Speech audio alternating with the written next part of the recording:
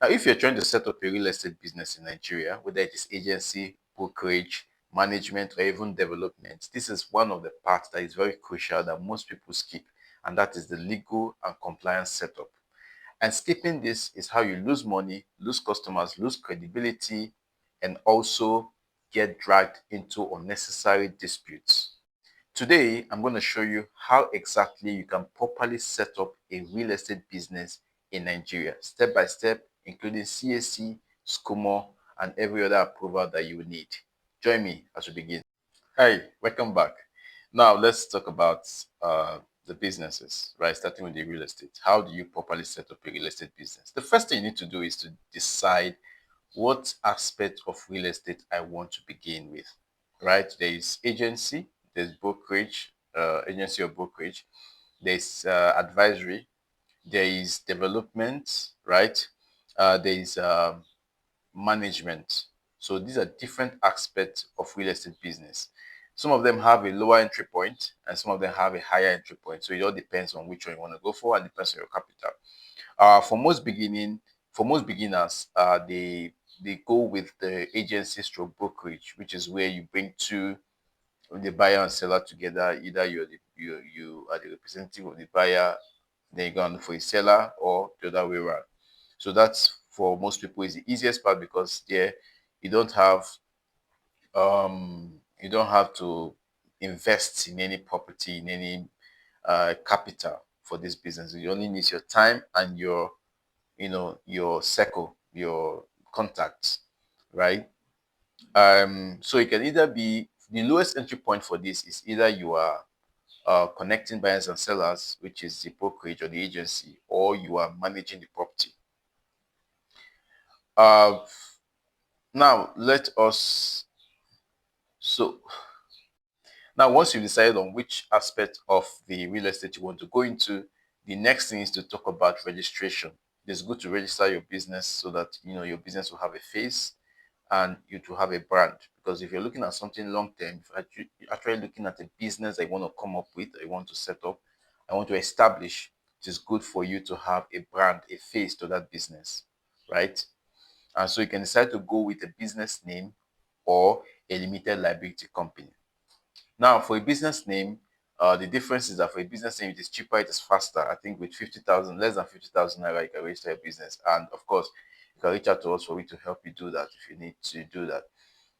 Yeah, so you can less than 50,000 naira, you can register a business name. What that business name does is that it gives your brand a face. So, for example, you want to register, um, let's say Horizon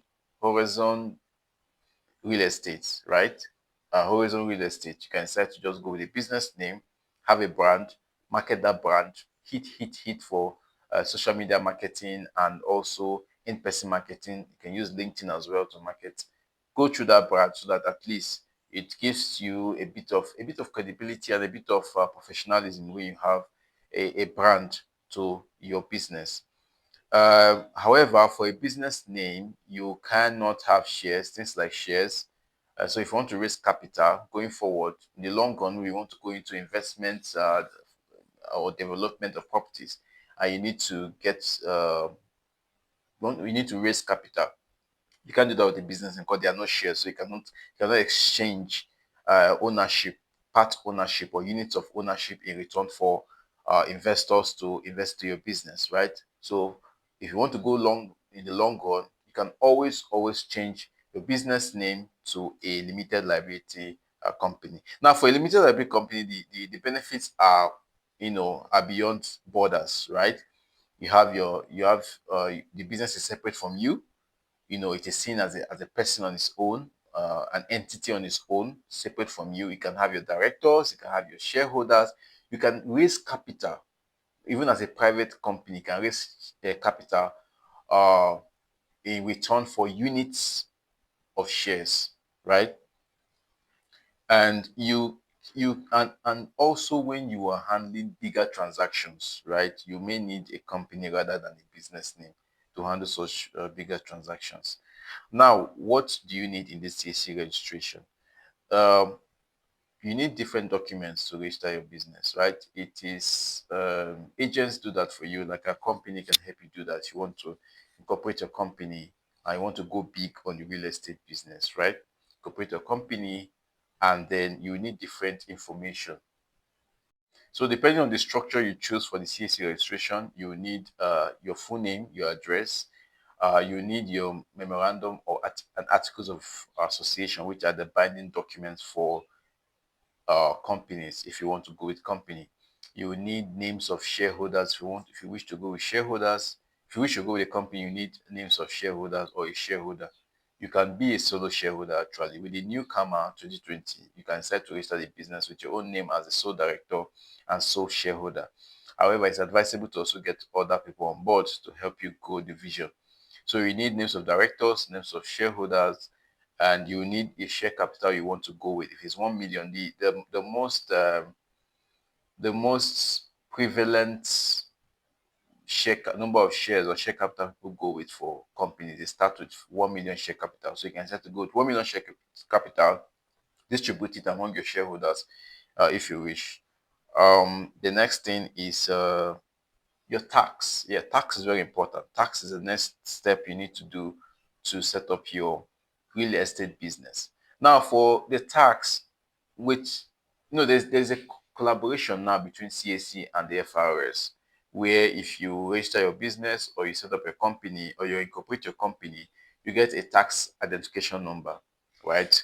So, however, if it doesn't come with tax identification number, then you need to visit your local tax office, that is the FRS. You can visit the FRS depending on your location.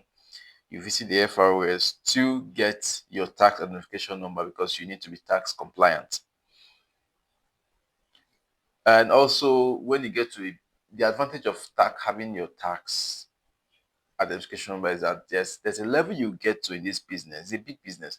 There's a level you get to in this business, and then you need a tax. Your investors or your partners will need to see that you're tax compliant and you're legally compliant. Now, the next thing you need is your SCUMO registration, right? And this is the part that real estate founders don't really pay attention to, right?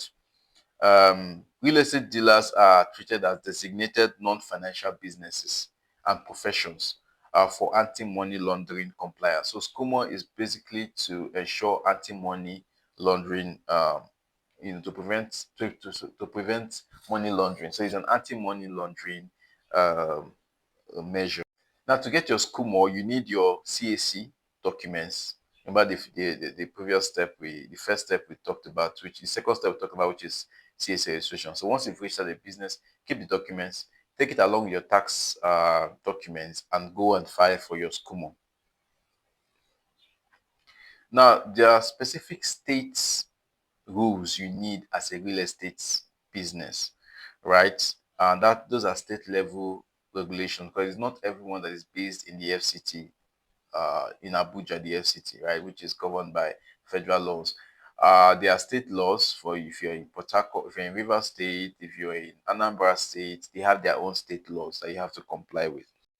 So if you're in a place like Lagos and you want to go big in the real estate business, you might want to check out the Lagos State Real Estate Regulatory Authority, right? Check out their website. You can see you will see names of verified agents and all that within the business. So check out for different states, and you will be able to guide yourself properly.